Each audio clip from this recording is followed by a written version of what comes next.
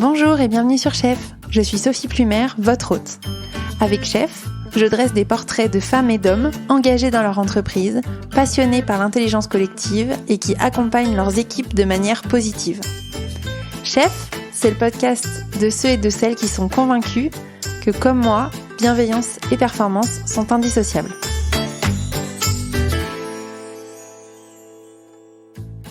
Aujourd'hui, je vous emmène à Nantes, à la Banque Postale. La Banque Postale est une banque singulière dans le paysage financier français.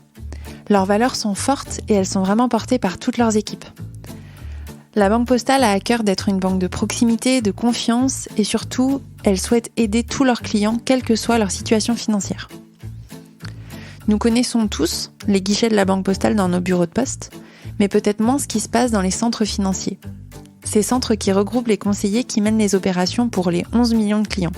Je me suis rendue à la direction des opérations du centre financier de Nantes, là où se trouve Michel Moreau, le chef du projet 1000 Managers. Vous avez peut-être une image traditionnelle de cette entreprise, mais avec Michel, j'ai vraiment compris qu'ils étaient en train de changer de dimension. Nous avons parlé d'autonomisation des collaborateurs, de droit à l'erreur, de créativité, de coach interne, de pratiques collaboratives.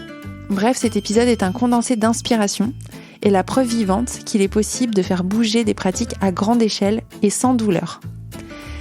C'est aussi un honneur pour moi et pour Chef d'avoir reçu Michel sur le podcast, car c'est la première fois que la Banque Postale parle de ce programme à l'externe.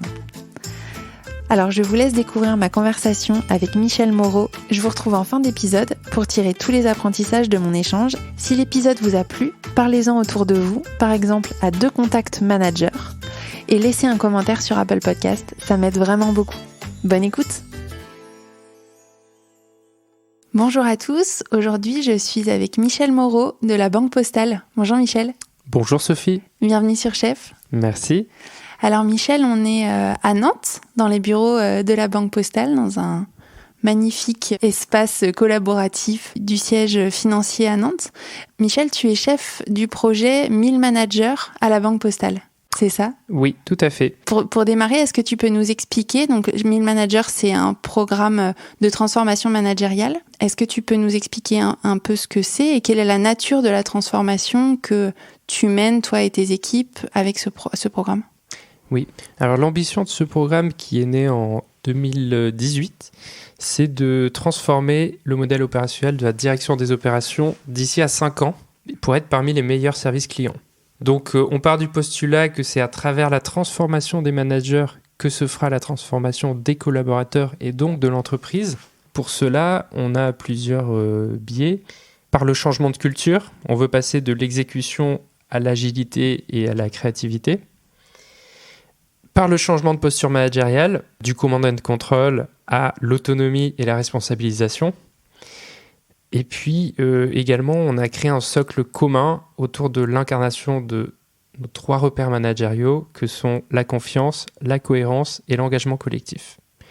Alors, notre parti pris, comme je disais, c'est de le faire par les managers, pour les managers. Donc pour ça, on a des ambitions affichées. On est sur un programme qui est bottom-up, donc avec un cadrage léger qui part des managers et qui remonte vers la direction. On est sur du collaboratif puisque tous les livrables sont co-construits par des managers qui parfois ne se connaissaient pas avant de travailler sur ces sujets-là.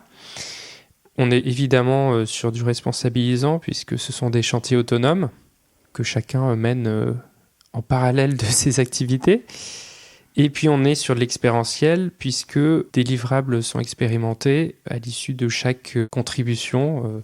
Il y a une expérimentation de livrables qui va être faite. Ok, donc c'est super riche.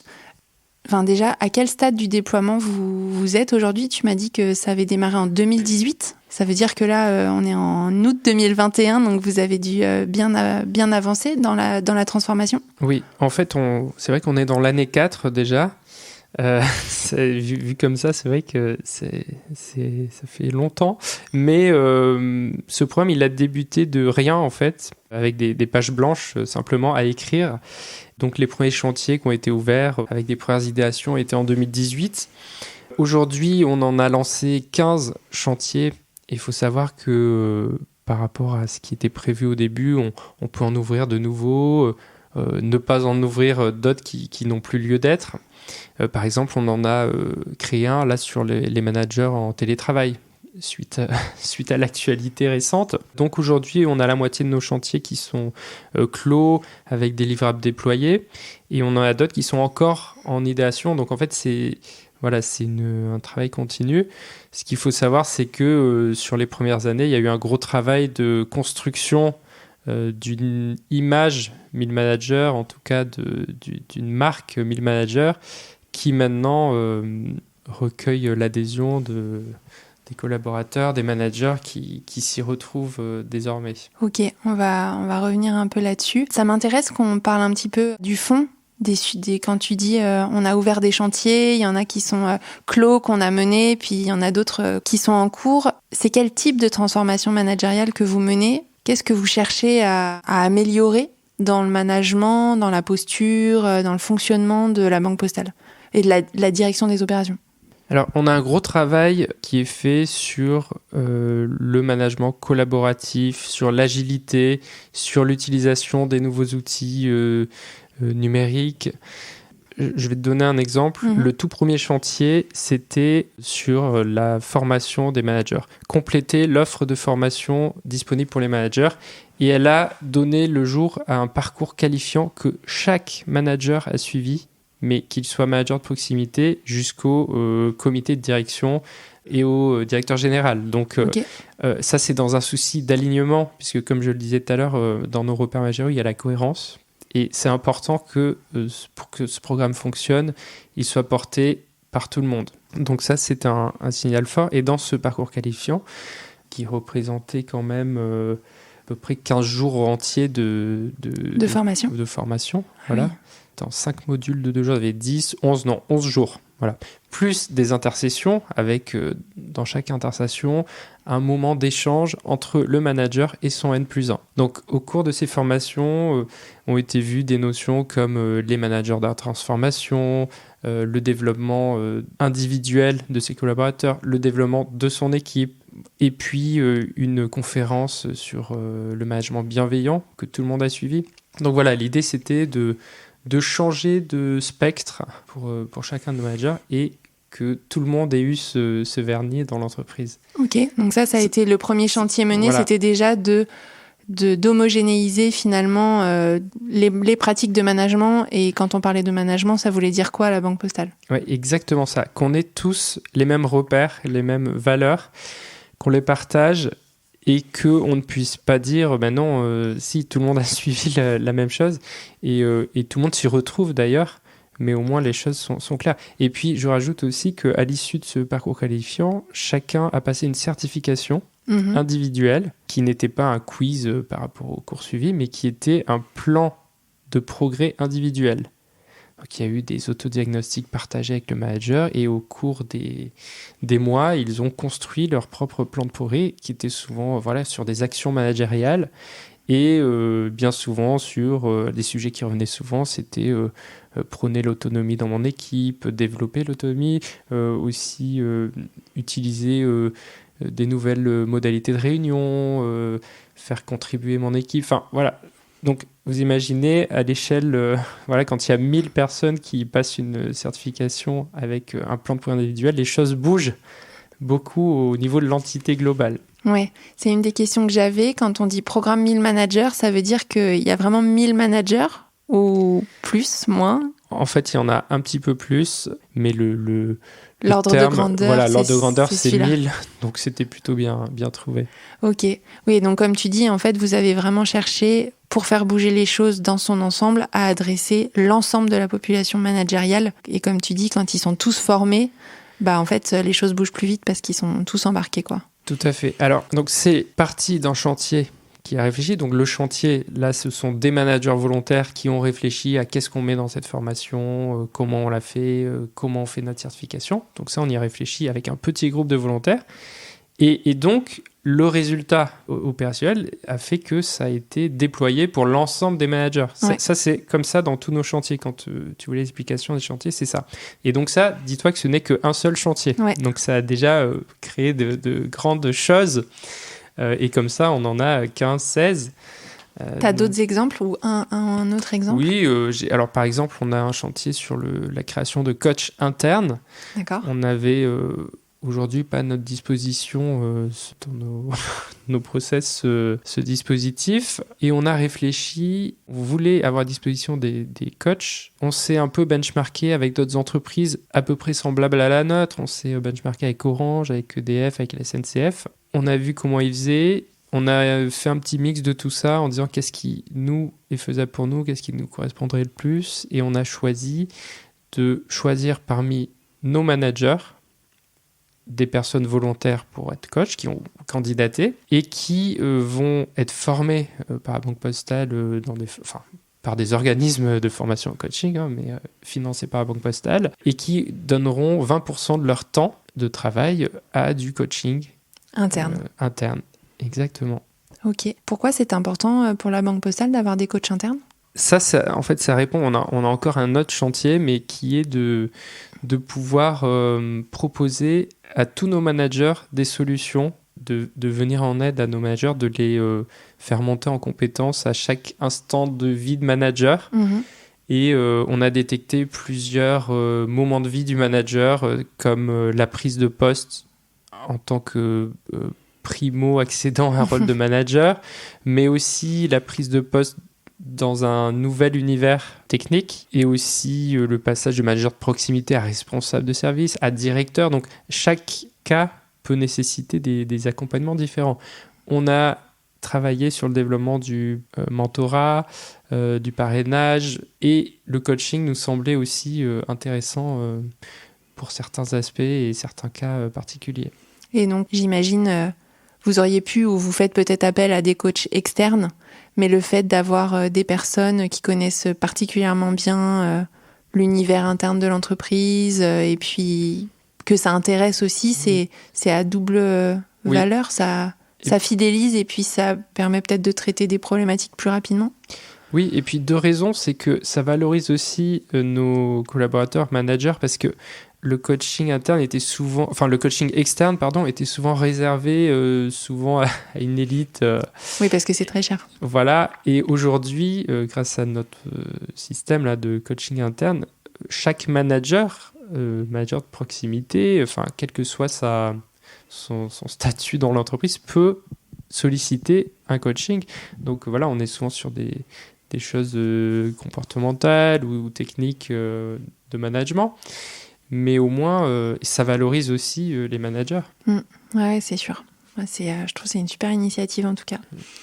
Je te posais la question de où est-ce que vous en êtes du déploiement. Est-ce que c'est un programme qui a vocation à durer encore longtemps, peut-être toujours, ou est-ce qu'il y a une fin au programme ? Comment vous envisagez un peu Alors ça, c'est souvent la question à laquelle je ne peux pas répondre.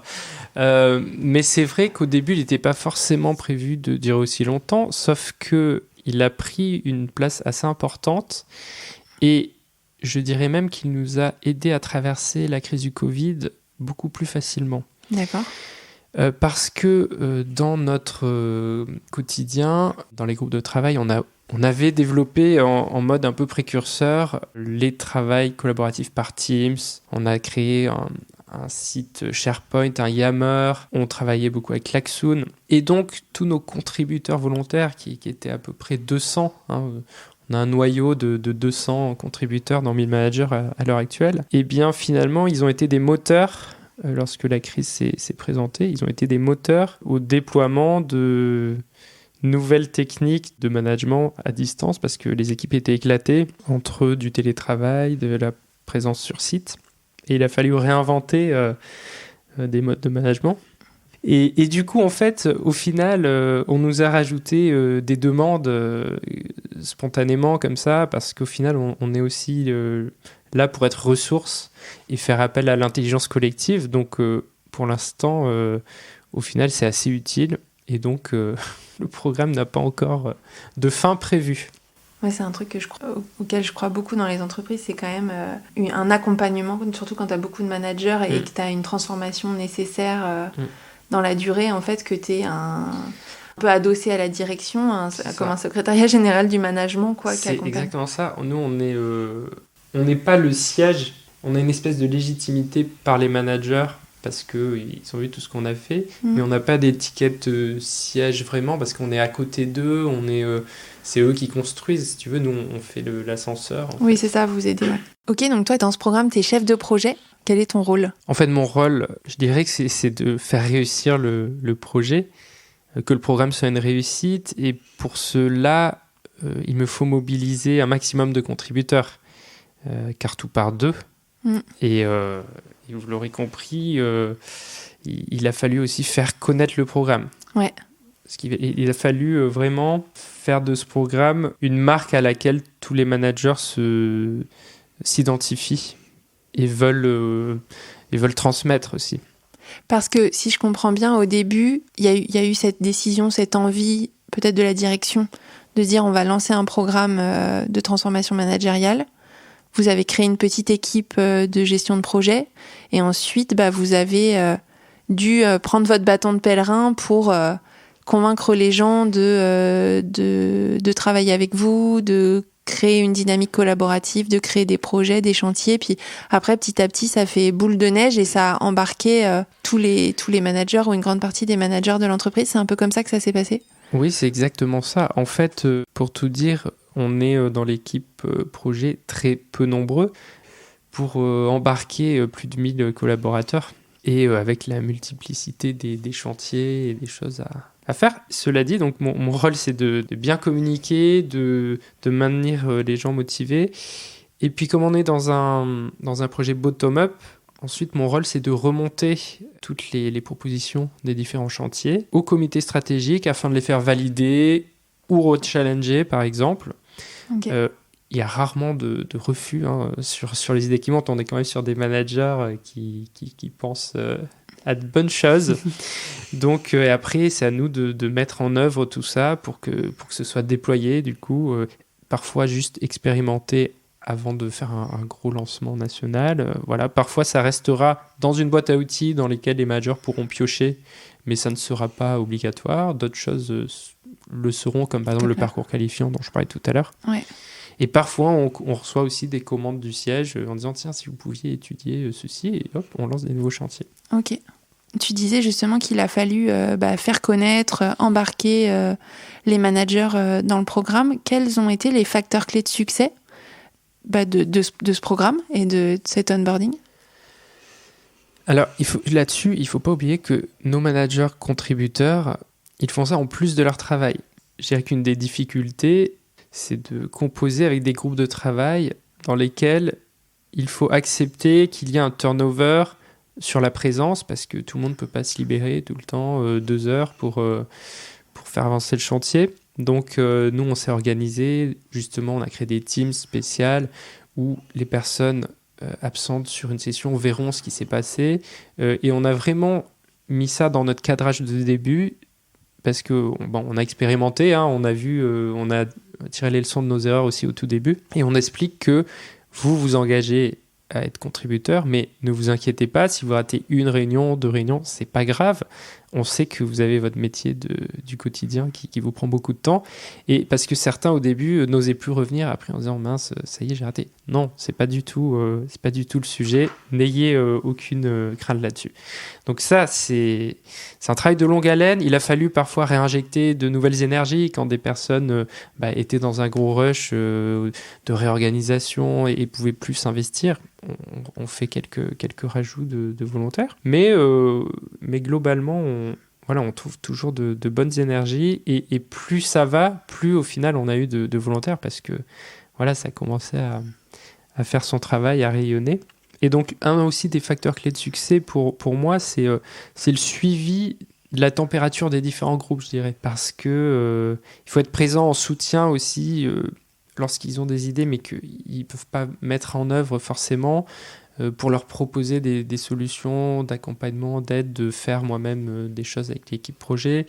Voilà, il faut vraiment qu'ils ne se sentent pas avec une corvée à réaliser. Et normalement, ça, comme ils sont en général volontaires sur la thématique, ils sont ils sont dans une très bon état d'esprit. J'imagine, quand on conduit un changement, encore plus quand il touche à l'humain, à des pratiques, à des états d'esprit aussi, que vous avez peut-être des personnes qui ne sont pas d'accord ou plus réfractaires. Est-ce que ça vous arrive et comment vous répondez aux personnes réfractaires ? Alors, ce qu'on a fait au tout début, on était vraiment dans une phase d'émergence d'un projet. Et donc, on s'est concentré sur nos 60 du début et on a compté sur eux pour faire de la publicité au programme. Et ça marche très bien. Et c'est comme ça que, en fait, petit à petit, on a pu obtenir l'adhésion de la majorité des managers. Ensuite, chacun est parti suivre le parcours qualifiant. Certains qui pouvaient être réticents, qui ont finalement vu l'intérêt et qui... Alors, on a eu des témoignages de certification, puisqu'il y a eu des séances de certification du coup, et on a eu des témoignages de managers transformés. Okay. Managers qui, on va dire, étaient un peu des managers à l'ancienne et qui se sont vraiment retrouvés dans ce parcours et qui ont changé leur pratique et dont les équipes ont vu également la différence de pratique. Donc, non, on n'a pas vraiment de réfractaire total. Il y en a qui vont plus attendre un petit peu, mais il n'y a pas de... Il y a très peu qui sont opposés intégralement à tout ça. Et une des raisons, c'est parce que, en fait, vous créez avec eux. J'imagine que, même si c'est parfois sur... si je reprends l'exemple de la formation, le contenu de la formation, ce sont les managers eux-mêmes, un noyau en tout cas de managers qui l'ont eux-mêmes créé en fonction de leurs besoins et j'imagine des discussions qu'ils ont eues aussi avec leurs collègues, etc. Donc finalement, c'était pas imposé et c'est vraiment parti de la base, quoi. C'est ça. Je pense que du coup, cette représentativité des managers fait que, en fait, c'est pas quelque chose qui descend du siège en disant bah voilà, demain ce sera comme ça et puis vous pratiquerez votre métier comme ça. Non, pas du tout. C'est vraiment une concertation et même parfois on est surpris parce que nous on veut pas aller aussi vite sur certaines choses et en fait ça vient d'eux. Ça m'intéresse de revenir sur finalement les valeurs que vous transmettez avec le programme. Je crois beaucoup en management, au fait de fédérer autour de valeurs communes. Est-ce que ce programme et puis peut-être notamment la formation qualifiante, mais tous les autres chantiers ont permis de re-questionner les valeurs que vous avez au sein de la Banque Postale, les modifier ou au contraire les réaffirmer ? Comment ça s'est passé ? Eh bien, en fait, j'en parlais tout à l'heure, on en a fait une synthèse au travers de nos 3 repères managériaux et on a vraiment ensuite tout axé autour de ces 3 repères managériaux. Donc, je les rappelle, c'était la confiance, la cohérence et l'engagement collectif. Et donc, tout ça, ça reflète à merveille ce qu'est Mill Manager au final. Et je pense que ces 3 repères-là, ils permettent vraiment une vraie liberté à chacun. Et c'est ce qui fait que ça marche, je pense. Et c'était des choses qui étaient déjà là quand vous avez fait la synthèse, c'était des valeurs qui étaient déjà présentes au sein du groupe ou c'est des valeurs qui ont émergé du groupe ? C'est des valeurs qui étaient présentes, mais qui n'étaient pas martelées comme des choses acquises. Enfin, je pense que maintenant, là, on a vraiment franchi un gros cap. Et comme on axe tout là-dessus, vous voyez, je pense à la cohérence, vous voyez, l'alignement. Je pense à la confiance quand on est sur l'autonomisation des équipes, par exemple, qui est vraiment quelque chose de très fort dans Mill Manager. Et puis l'engagement collectif, j'en parle même pas. Si on revient un petit peu sur le fond du programme, parce que tu nous as expliqué un peu la nature des chantiers, tu as peut-être une pratique ou une posture managériale préférée sur laquelle tu as vu des managers changer ou une pratique que vous avez insufflée et que tu trouves, je sais pas, particulièrement bienveillante, innovante ? Alors, je pense que là où Mill Manager, et ça a pu être flagrant à apporter, c'est dans l'utilisation des outils digitaux.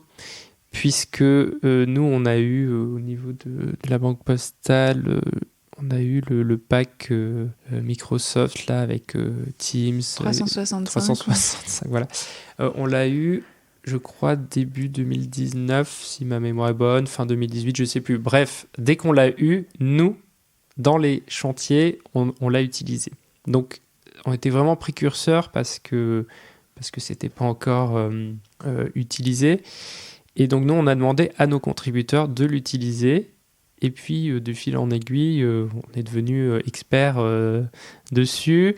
Et on a embarqué quand même beaucoup de monde sur ces outils-là. On est allé plus loin, maintenant avec des boards sur Klaxoon. Voilà, on a beaucoup travaillé là-dessus. Et au final, ça a été d'une grande aide. Et on a créé des ateliers aussi, en dehors de nos chantiers et tout. On crée parfois des ateliers qu'on propose aux managers pour s'expertiser un peu sur certains sujets. Et notamment donc sur le développement du digital et de l'utilisation des outils numériques. Là. Donc ça a été vraiment quelque chose de visible rapidement et qui nous a servi pendant le Covid pour traverser ça. On a déployé encore, on a multiplié nos interventions pour venir en aide à ceux qui en avaient besoin. Mais on peut dire que MillMager là-dessus a été important. Finalement, en plus de transformer les pratiques de management, vous accélérez aussi la transition digitale de la Banque Postale. Oui, on peut le dire modestement, mais c'est vrai que je pense qu'on a aidé en tout cas. Et puis après, dans notre ADN, on a aussi la pratique, dans ce qui est important pour nous, la pratique du test and learn, voilà, l'incitation à ce qu'on a appelé le manager autrement, c'est-à-dire au travers de réunions collaboratives, voilà, valoriser le droit à l'erreur, des choses auxquelles on tient. Comment vous avez fait pour ça ? Pour faciliter, favoriser le droit à l'erreur, qui est quand même, en plus, je trouve, dans notre culture française, quelque chose qui a du mal à bouger. Alors, on a fait beaucoup de choses, et notamment, on a créé des capsules. Donc, des capsules qui sont en fait des ateliers à vivre en équipe. On part d'une vidéo qu'on regarde, une petite vidéo, et ensuite, il y a tout un atelier de réflexion sur nos comportements. En fait, ce sont des ateliers un peu hors du temps, un peu hors management. C'est pas des choses auxquelles on est habitué. Souvent, on a des réunions, on va parler chiffres et tout. Là, on a pris le temps de proposer des réunions qui permettent de se poser sur ces pratiques. Et notamment, sur les émotions, sur le droit à l'erreur, sur ces choses-là. Et un échange comme ça en petits groupes qui fait émerger de vraies choses et en général assez parlantes et du coup qui peuvent aider à accepter des choses qui jusqu'alors, dès qu'on touche aux émotions, au droit à l'erreur, c'est parfois difficile. Et là, on a des vrais retours intéressants suite à ces ateliers. Quel type de retour ? Eh bien, on a vu par exemple des personnes oser, tout simplement, parce que qui n'auraient pas osé avant de peur de ne pas réussir. Sauf que, comme on est aussi en cohérence, il a fallu que tout le monde accepte aussi le droit à l'erreur. Et au contraire, il faut valoriser les initiatives. Donc, on l'a vu au travers des prises d'initiatives qui se sont multipliées. Ok.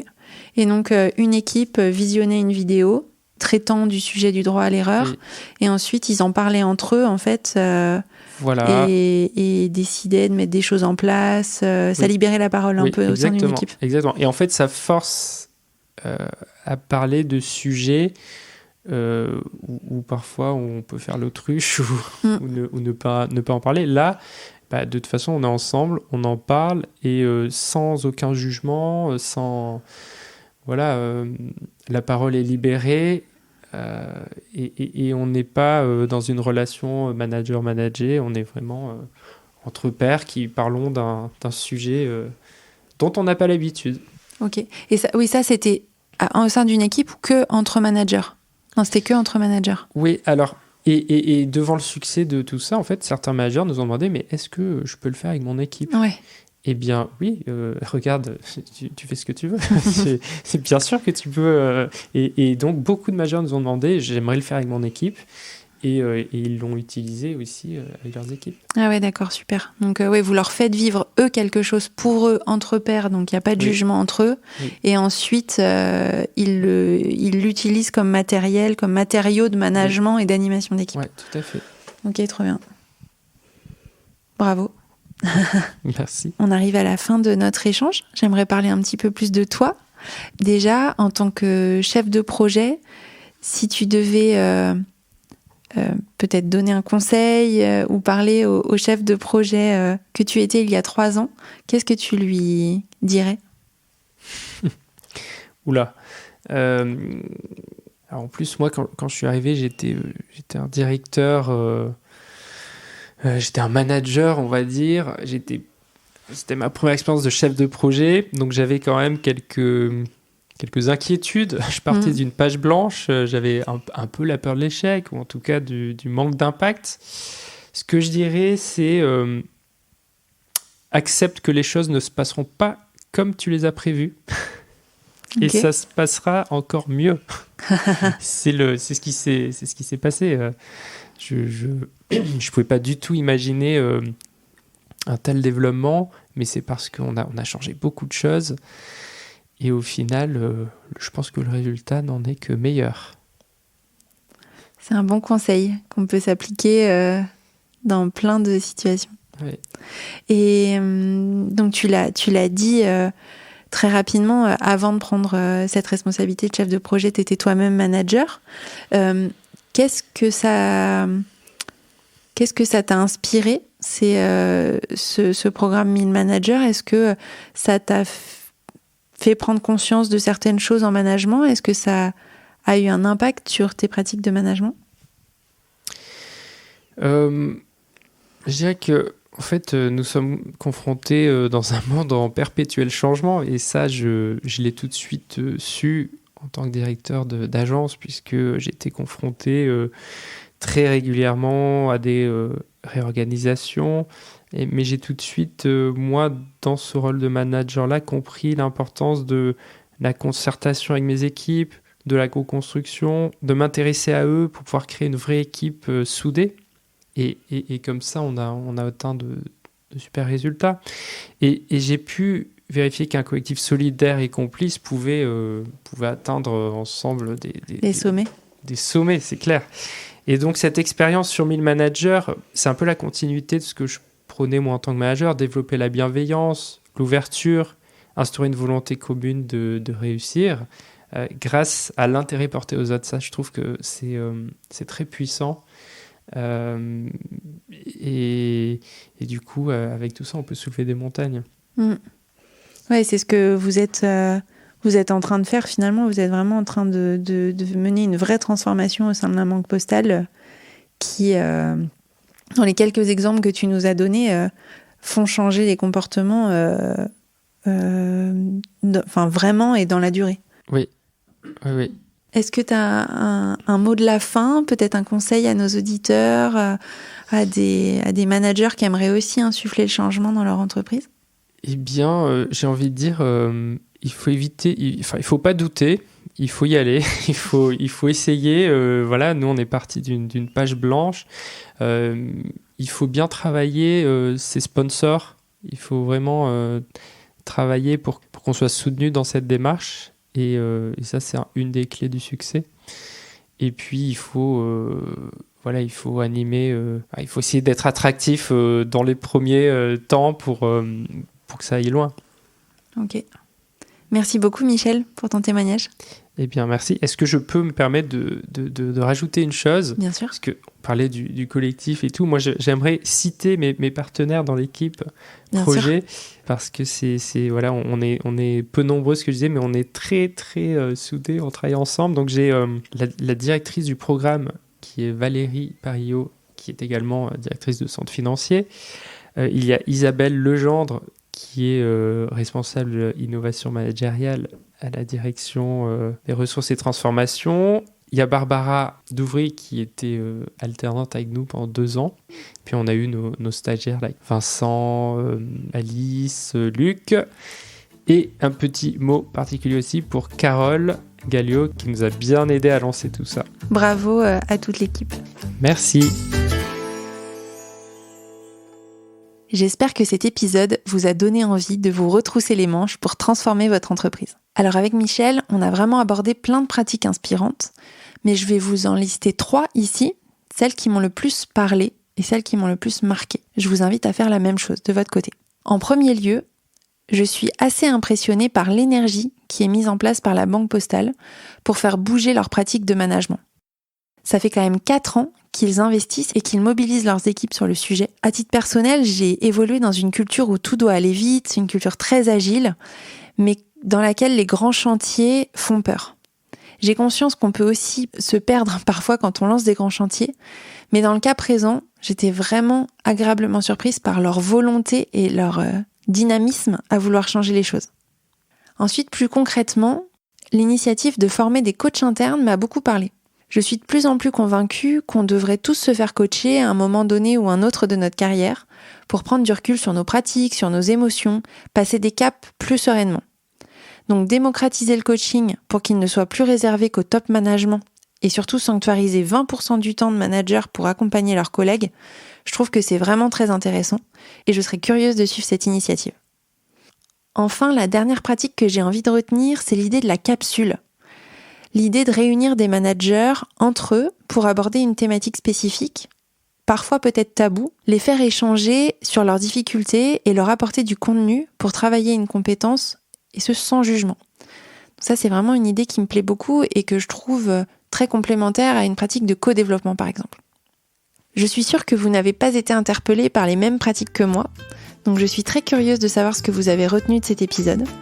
Dites-le moi sur les réseaux sociaux, je suis facilement joignable sur LinkedIn et sur Instagram. Je vous mets tous les liens en commentaire. Je serais vraiment ravie d'avoir des échanges avec vous. Voilà, je vous donne rendez-vous la semaine prochaine pour un nouvel épisode. D'ici là, portez-vous bien. Salut!